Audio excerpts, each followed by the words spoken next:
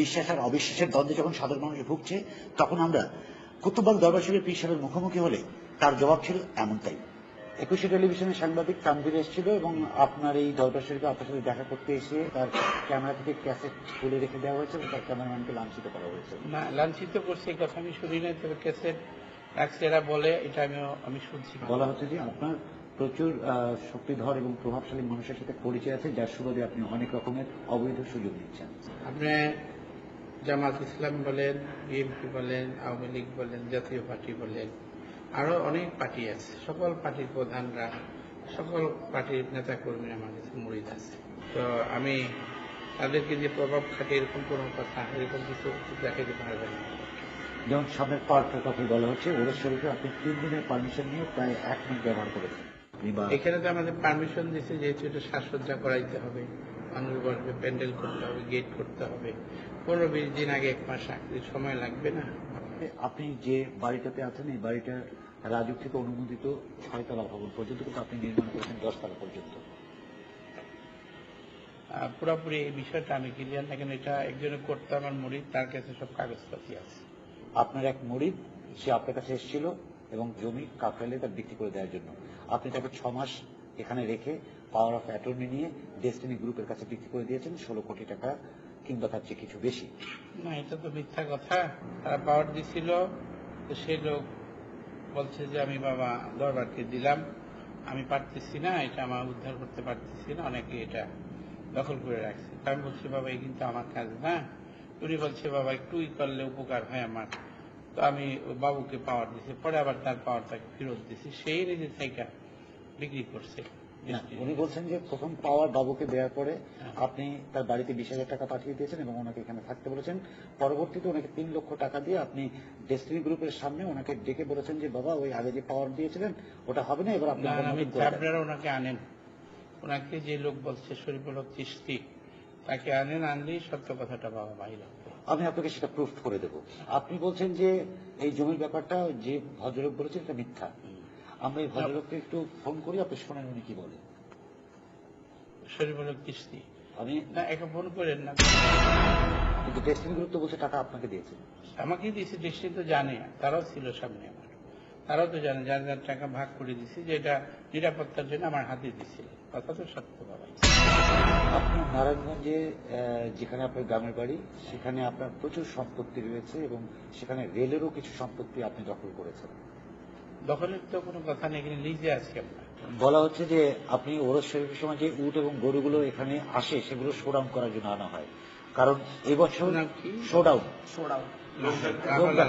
সবই যে খাওয়াই দিতে হবে, কি আমার কোনো মানুষকে দিতে হবে কিনা বলে। বলা হয় যে আপনার এখানে যারা মুরিদ হতে আসেন তাদের জন্য কিছু নিয়ম আপনি বেঁধে দেন, না এটা যেমন খালি হাতে আপনার কাছে আসা যাবে না। এই কথা কি কোনো জায়গায় আছে কিনা, লেখা আছে কিনা বলো। এই যে লেখা আছে মুরিদের আদত। হ্যাঁ, ও বইতে লেখা থাকতে পারে, ওজিফাতে জি, যে পীরের কাছে আসলে খালি হাতে আসা কি জানি একটা যাবে না, যাবে না, কি আছে আমি আদবের জন্য কিছু কথা বলা আছে, আমি আপনাকে দেখাই। আদাবল মুরিদ বলা হচ্ছে মুরিদকে অবশ্যই পীরের উপর পরিপূর্ণ আস্থাশীল হতে হবে, পীরের নির্দেশ যথাযথ পালন করতে হবে, পীরের কোনো কাজে সন্দেহ করিবে না। তো আপনিও তো ভুল করতে পারেন, তাহলে তো সে মুরিদ থাকবে না। যে যাকে পীর মানে, গুরু মানে, তার প্রতি সন্দেহ থাকলে সে তো মুরিদ থাকতে পারে। কিন্তু তাহলে আপনি তো তাকে ডমিনেট করলেন। না না, আমি যে ভুল করতে পারি এই বিষয়টা সে আগেই যাই না, শুধু তার মুরিদ হইতে হবে। আচ্ছা, দ্বিতীয়, মুরিদ হওয়ার আগেই তার জানতে হবে, বুঝতে হবে। প্রয়োজন ছাড়া পীরের সম্মুখে হাঁটবে না এবং তার ছায়া পারাবে না। এখানে আদবের জন্য। এটার কারণটা কি? এটা হলো মাকতুবাত শরীফের, মুজাদ্দিদ আল ফিসানি মাকতুবাত শরীফের থেকে নেওয়া। আচ্ছা, পীরের কাছ থেকে বিদায় নেওয়ার সময় সম্মুখ দিক দিয়ে বিদায় নেবে, মানে পিছন দিয়ে যাওয়া যাবে না। ওটা একটা আদবের জন্য পাওয়া। কিন্তু আমরা যতদূর জানি মানুষ সামনের দিকে হাঁটে, শয়তান পিছনে হাঁটে।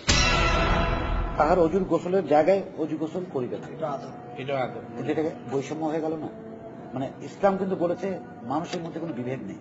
না, পীর মুরিদের ব্যাপার এখানে রসুল বলছে, রসুলের সঙ্গে সাহাবার এইভাবে আদব করছে। আচ্ছা, কিছুদিনের জন্য হলেও জান মাল দিয়ে পীরের খেদমত করিবে, মুরিদের জন্য। কেন? আদবের জন্য, শিখার জন্য। জান মাল দিয়ে দেবো? হ্যাঁ, বাইয়াতের কথা আছে তো, বাইয়াতের তো বিক্রি হওয়া। না না না, এখানেই শেষ নয়, দরবারের ভেতরেই তিনি বিশেষ অতিথিশালা বানিয়েছেন, যার নাম দিয়েছেন বেহেশতের নামে, জান্নাতুল মাওয়া। এটা তো দায়রায় জান্নাতুল মাওয়া। জান্নাতুল মাওয়া। এই পাশটা কি? এই যে এখানে এটা বাবা তো অনেককে এখানে নসিব পানি পেশ করার পরে একটু রেস্ট নেওয়ার জন্য এখানে বসে, এবং অনেককে নসিহত বাণী পেশ করে এখান থেকে সাক্ষাৎ করে বাবার সাথে। যেমন আপনি আসলেন, আপনার সাথে কথা আছে, বাবার ব্যক্তিগত আলাপ থাকতে পারে। বাবা বসে এখানে মানে সাক্ষাৎ ব্যক্তিগতভাবে এখানে বসে। ব্যক্তিগত আবার সবাইকে আবার সরাসরি সাক্ষাৎ দেয় ইবাদতের জন্য। এবং এখানে বাবা রিয়াজত মোরাকাবা মুশাহিদা করে। পার্থিব জগতে সকল মোহমায়া ত্যাগ করেই যুগে যুগে মহামানবগণ বিলাসহীন জীবনযাপন করেছিলেন। অথচ এই কুতুববাগ দরবার শরীফের পীর সাহেব যে গাড়িতে চলেন তার মূল্য কম করে হলেও কোটি টাকার ঊর্ধ্বে।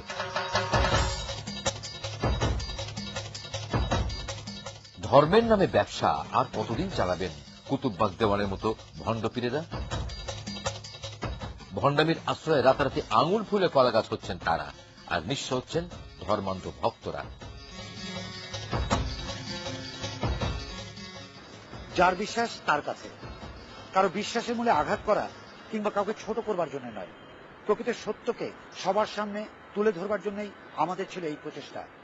যদি কেউ কষ্ট পেয়ে থাকেন আমাদের ক্ষমা করবেন। আমরা করজোরে ক্ষমা চেয়ে নিচ্ছি। আমাদের কাছে সহস্র আবেদন আসে, অভিযোগ আসে,